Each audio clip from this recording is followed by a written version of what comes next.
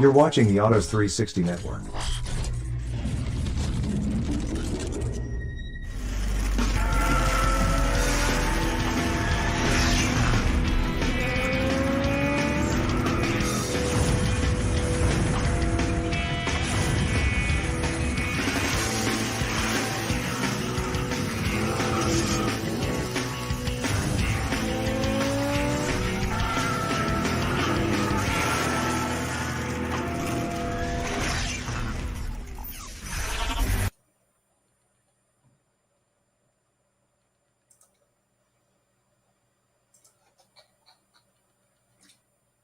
Hey everybody, I'm Rick Walker, and you are watching SST Live, and we have a special guest with us tonight.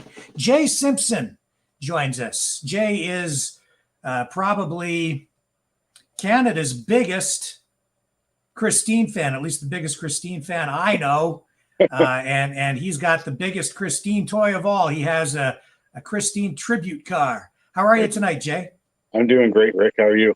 I'm just fine. Excellent. One of the reasons we wanted to have you on is because, of course, we are doing a virtual auto show right now for the Ottawa Gatineau International Auto Show at ottawaautoshow.com. And we've been trying to get you up to Ottawa with Christine to the auto show. Yeah, buddy. I know it's 2 long years, man, you know? Yeah, so here we are coming into year 3, and we are pushing, and hopefully we're going to get this show on the road in March of this year.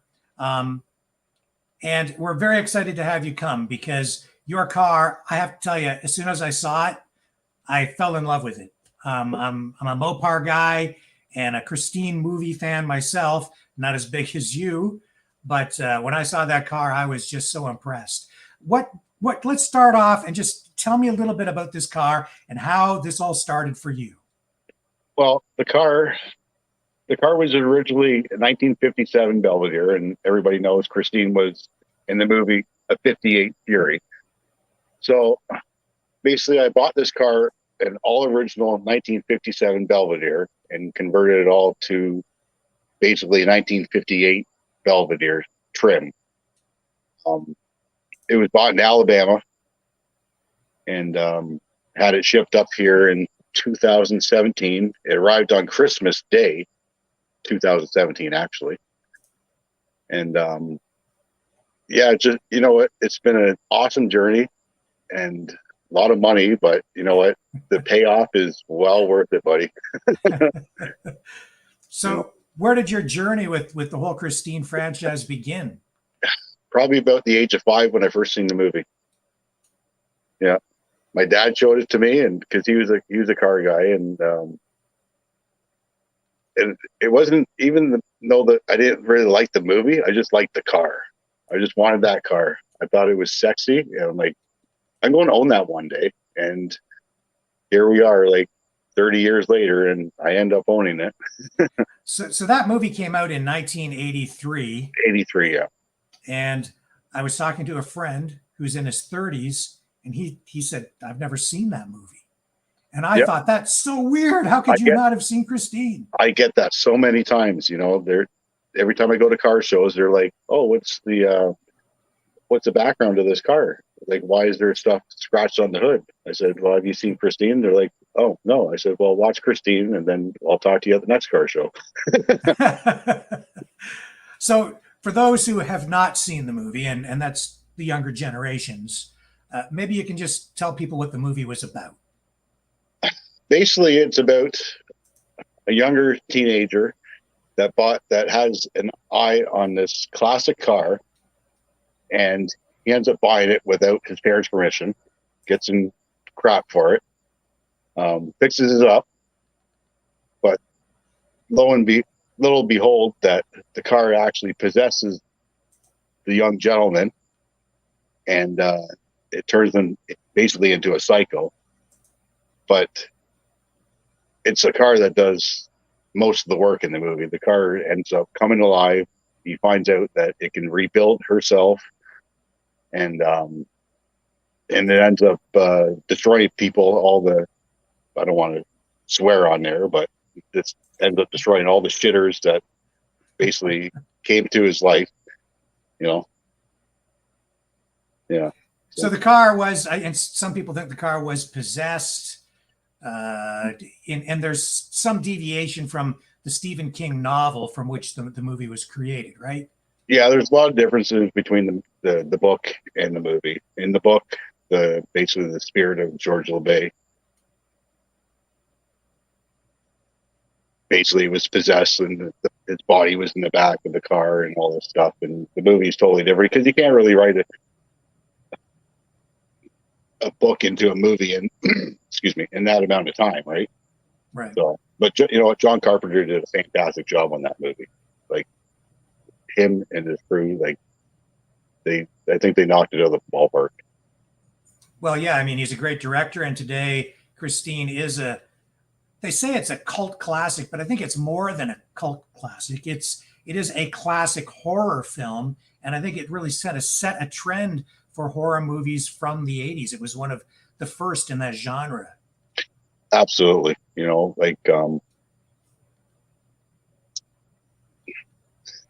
I mean, afterward you had Halloween came out, and the Friday the 13th series, and yeah, all of those films, right? Yeah, and he also did the Thing as well. But Yeah. all my favorite John Carpenter is basically Halloween is second place, and obviously Christine is in first place. But every movie that he's ever directed, I think was phenomenal. I don't think he ever had a bad movie. And a lot of the movie cars, the star cars from Hollywood, are hero cars. The Batmobile, the General Lee, the A-Team van. But this Christine, she's a villain. She is. Absolutely. I have to deal with her every day of my life, and she absolutely is. You know, like one day she could be running fine, and the next day something happens, but park it back in the garage, and then go out the following day, and everything's fine again. Like, so a car from 1950, I think every car from the 50s had more personality than today's cars. But does your Christine have a personality of her own? she does. She definitely has her own personality. I think even my other car, the green 58 Plymouth I have, I think all these cars have their own personality. That being a 58 Plymouth, a 55 Chevy, a 62 Pontiac, they all got their minds of their own. You know, you know what? It's part of the process. It's part of the whole like fun to own these cars. That license plate on the front, CQB. Is there a significance to that? There's a couple of different variations I've heard. I don't know the exact like storyline to it, but a lot of people say that it stands for close quartered battle, which at the end of the movie you see them in the Darnell garage. They're all fighting each other and everything. Right. That's what I've heard anyway. And then 2 for 1, I figured 2 for 1 is you get a car, a girlfriend, and that's 2 for 1. You get both of them at the same time. So tell me about the restoration process. How did this unfold for you? Well, basically the body on the car is pretty much how I bought it. Like I said, it was all 57. So all the trim on the car had to be changed to 58. The tail lights, the grill assembly, the headlights, the fenders actually had to be cut out for the 58 headlights to be mounted into. I haven't done nothing with the interior yet. And originally had a 301 Poly engine in it, which I got rid of that and built up a 1978 360 police interceptor for it, which has dual 4 barrels and everything on it. And it's pushing around 430 horsepower and 480 foot-pounds of torque. Now, these cars, the ones used in the movie, it's supposed to be a Fury, a Plymouth Fury, right? But they really used Savoys, Belvederes, and Furies. Is that not right? They used Savoys, Belvederes. I think they used one Fury. at the end of the movie, because if you watch the movie closely, the side trim on the cars are like a diamond pattern, and on the original, the original Fury had gold side trim on it, but the at the end of the movie, when the car's getting crushed by the bulldozer, you can actually see the pattern on the side trim has been changed, but it's actually not been changed. It's actually original 1958 Belvedere aluminum trim. So I've heard there was one Fury used in it, but Furies never came red and white, but it's a movie, right? So, and Stephen King wanted to make it all like scary, so the Fury, well, why not, right? Yeah. When you went through the restoration process, it's my understanding that cars from those particular years, a lot of them are using metal from Japan, which was not very high quality. And there was a lot of rust issues. And I don't know if that's exactly the right story, but I mean, by the time you got to even the 70s and 80s, when they made this movie, and this movie was set, I think, in 1978, released in 83, there weren't very many of them left. No, I don't know about the the metal part of it, but these cars I know were notorious for rotting out, for undercoating issues. Basically, by 1960, they were pretty much done. And, Right. and to get a survivor car that lasts 30, 35 years, 40 years, it's, for these in particular, unbelievable. Now, I've seen at least one of the original movie cars, which was at the Volo Auto Museum. Yep. And your car, I mean, looks just like it to me. That's funny. My friend Martin Sanchez in California actually owns one of the movie cars that he's built out of whatever remaining parts there was left over from the movie. A very good friend of mine, Joe Caldwell, owns, I think, is like the most beautiful Christine ever that's in the world, and he's made that out of 16 cars from the movie. Parts, the car is 60% Christine parts, and the rest is just basically the shell that he's bought. Well, those cars, I mean, everybody thinks of the 57 Chevy, right? The 55, 56, 57 Tri-Chevys. But those Mopar products, those Plymouths, the chrome, the lines, they are beautiful. They really, truly are. Yeah. 57, like all the Tri-5s, they're plentiful though. That's, I go to car shows and there's probably 30 of them there, and I have the only 58 Plymouth or 57 Plymouth there. But everybody walks right by my car and they go check out the 57 Chevy. So I would imagine you're part of a community of Mopar people now. You probably have a lot of contacts, made a lot of friends. I made so many friends with this car, and to buy parts is basically, for me, it's not impossible. Like if I need a part, my friends are right there for me, and they basically have everything I had to put her together. Yeah. Are you mainly a Mopar fan? I always was. I'm a kind of a Ford truck guy, but cars, it's all Mopars. So well, I have 3 of these now, so it's, and it just keeps adding up.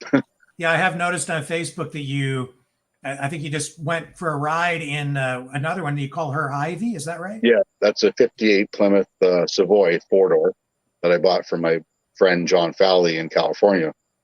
And it sat in a junkyard since 1972, and I got that thing back on the road in 2.5 months. Yeah. That's an achievement. Yeah. You do a lot of your own work? The Ivy, I did everything on myself.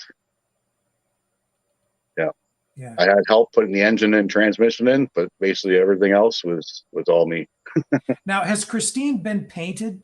It looks like it. At one point, but I was told it was painted like 30 years ago, but there's no record. Like I can't prove that or not, but it definitely has been painted. Right. Probably a couple times. Yeah. And I see that, I mean, you have a garage there. You're obviously working on her quite That's a bit. actually at my buddy Chuck's place when he helped put the headlight assemblies in. Yep. I see. Okay. And do you have much space of your own to do work like that? Oh, well, right now sitting in the garage and Christine behind me, and basically all the work that I've done to her has been in this garage. Now I noticed. I think you changed that front bumper, didn't you? Because I noticed some differences in a few of the pictures. Has that front bumper been changed? The bumper has not been changed. The wings on the corners have been changed, though. Right. So why did you do that? Is that to make it more accurate to the film? Yeah, because when I bought it, the car didn't have bumper wings on it. So that's like a Christine must. She has to have bumper wings. Right, right. But those ones there that are in those pictures are just a spare set that I had that I painted. But actually, since then, I've had full restored chrome ones put on it. Well, those cars from the 50s were known for their wings. Yep. Fins, right? Yep, the fins, yep. Yeah. And I mean, those aren't over the top. Like, they're not like garish. I think that they're actually quite beautiful on that car. They just suit it. Yeah. When you're looking in the back mirror at those, it's pretty cool. You think you're like driving a jet. Yeah, well, that's what it was all about back then, right? It was like the dawn of the jet era and atomic power. Yep. So, have you met any of the cast members? I haven't met any of them yet. I'm friends with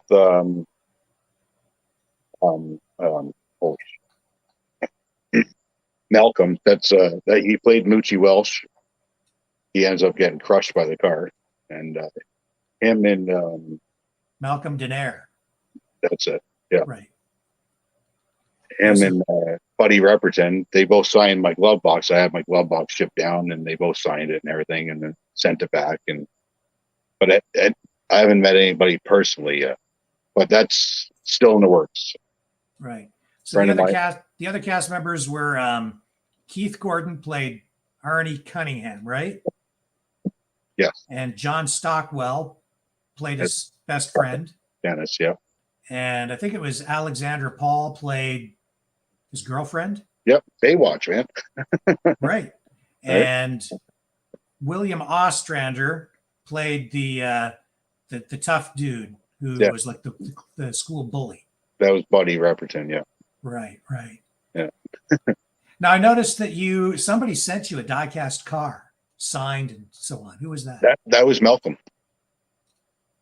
That was Malcolm's personal die-cast car that he actually displayed in his house, and he'd rather see it go to somebody that will appreciate it a little bit more than himself, which I don't understand. But anyways, so I got in touch with my friend Joe, and which is like almost best friends with Malcolm, and he set the whole thing up, and he signed a whole bunch of pictures for me, sent the car up, and just been a great friend. And Malcolm is the guy who played, you said Moochie, and is that the guy who was running down the alley when the car was chasing him? Yeah, that's him right there. Yeah. Yeah, stand-up guy, straight up. Yeah.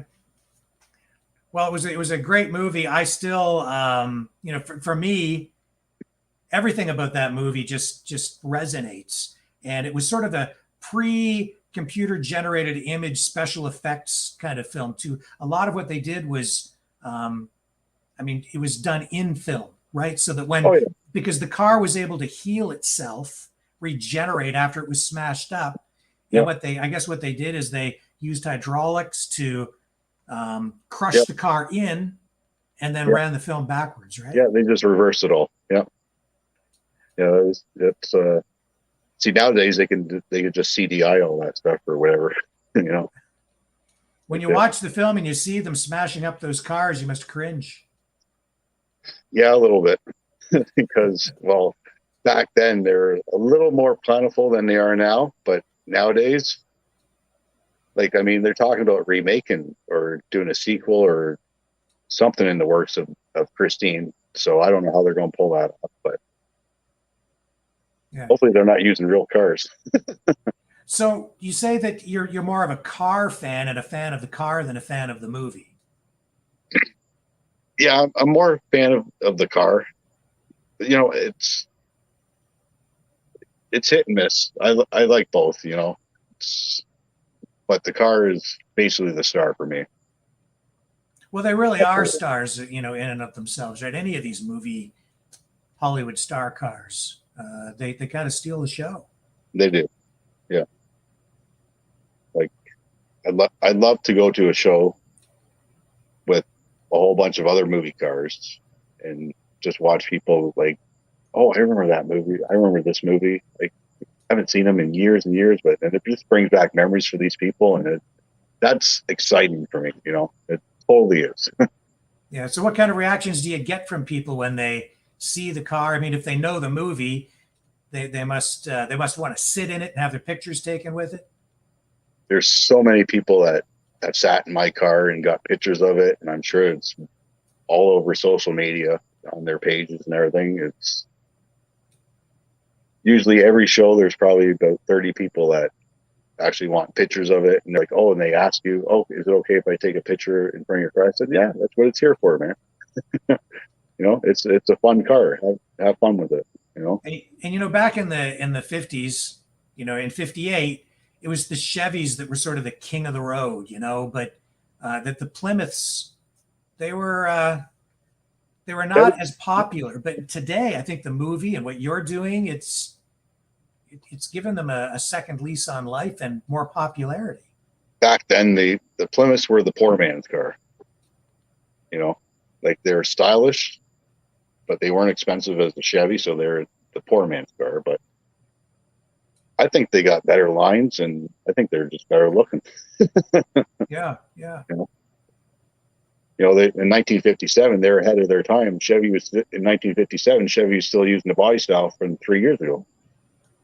You know. Yep, yep. Tell me about a little bit more about your car's personality. What are the quirks and things about that car, and even some of the features that you have on there? What makes it special and different? Well, I'll tell you one strange thing that happened to this car. She has a CD player in it.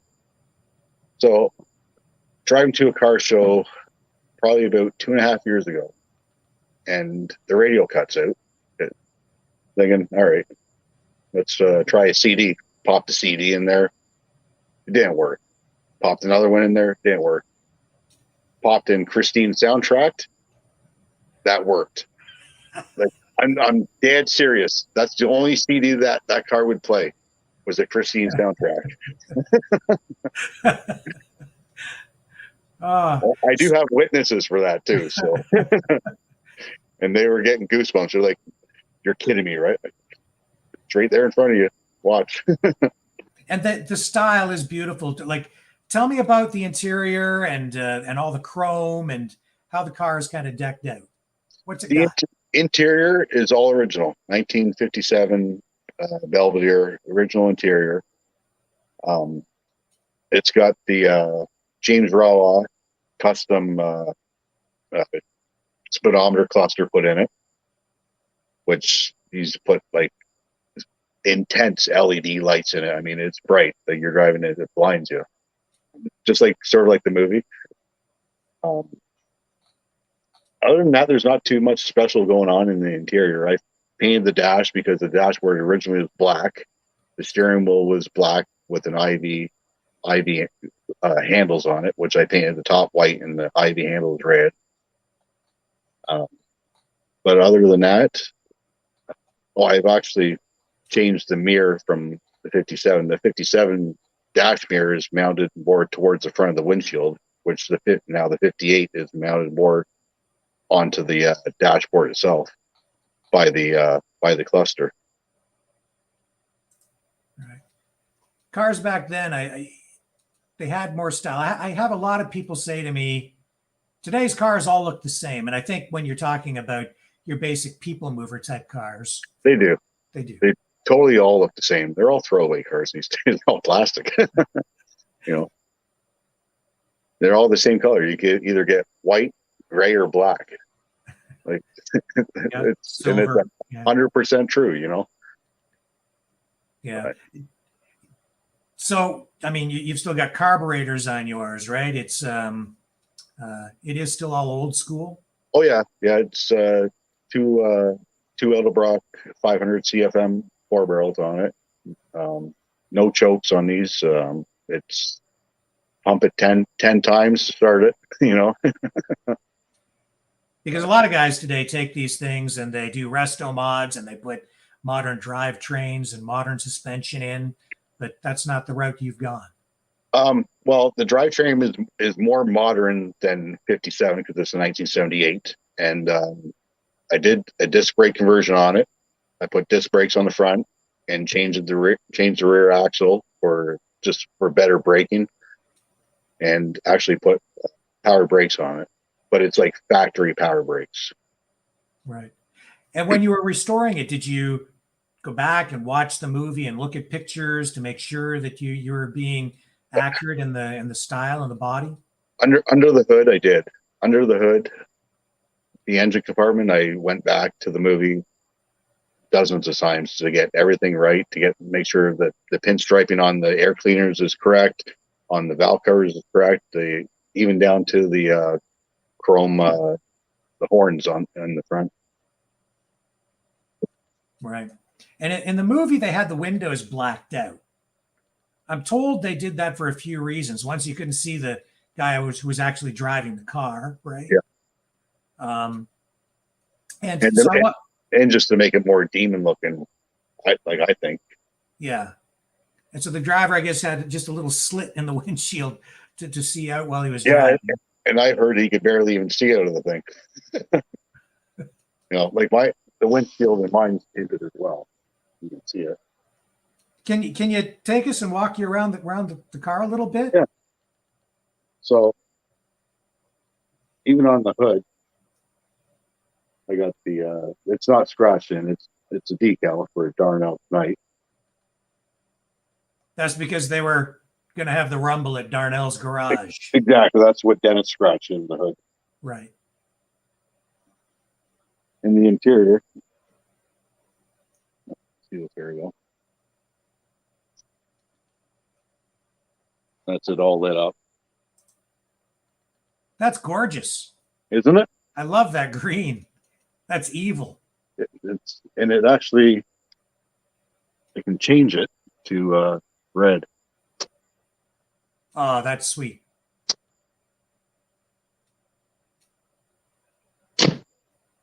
Under the hood.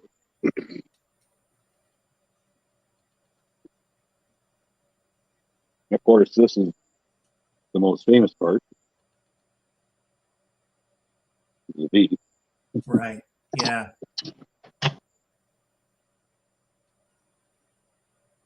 So that's her. Oh, that's beautiful. That's great work. Even like the littlest details, even down to the Quaker State sticker on the brake booster. Very clean. That's great. And the great thing about your Christine is you actually do drive her and enjoy her. It's a driver. This year I've put 4,200 miles on it. Wow, that's a lot. So it's no trailer queen. No, definitely not. Not this car. I didn't buy this car to just let it sit in the garage and take it out to car shows. I drive it. Yeah. And well, we're going back about 2 years ago now, and I know you had been doing a lot of work and you were eager to kind of get it out there to show it off. Have you had much opportunity to do that over the last couple of years? Because we didn't get you to the auto show in Ottawa. No, basically 2020 was a write-off, like for shows anyway. I got a lot of miles put on her. You know, I cruised around everywhere. This year, I went to a few shows. I think probably 2 or 3. Wasn't too many. Brought this car and my other car, and it was fun to get her out. And people have been phenomenal. It's because everybody's been sitting at home not doing nothing and just happy to be out. And this year has been the better year. Yeah. Yeah. Well, I think things are beginning to improve in some ways. Hopefully, we stay on the right track. Yeah, We'll see what for sure. happens over the winter, right? Yeah. Yeah. I mean, we're very eager to get you up to Ottawa, and we are on track to have the show in March so far. Cool. So we're working toward that, and it'll be at the Convention Center, the Shaw Center downtown, and you'll be there with the rest of the Hollywood star cars. So we're really looking forward to that. I'm looking forward to being there. That's, like I said, 2 years ago, that was like the biggest thing that's ever happened to me in the car is getting invited to that show. So, Well, I know people are eager and excited to have you down there. So I think it'll be a big hit. I know it will be. And hopefully you can introduce a whole new generation of people to young people to the movie and to the car. I'm trying, buddy. I'm trying my hardest. All right. Well, is there anything else you'd like to share with us today, Jay, before we sign off? No, I think that's about it, buddy. Okay. Well, I really appreciate you sharing the car with us, sharing your time, and really looking forward to having you in Ottawa at the next Ottawa Gatineau International Auto Show. And folks, you can find out more about that at ottawaautoshow.com and at the sstcarshow.com websites. So thank you again, Jay. It's been an absolute pleasure. And we will see you at the auto show. And until then, if you can't get to the auto show, we'll bring the car show to you online at sstcarshow.com. Thanks for watching, everybody. Ciao for now. Ciao.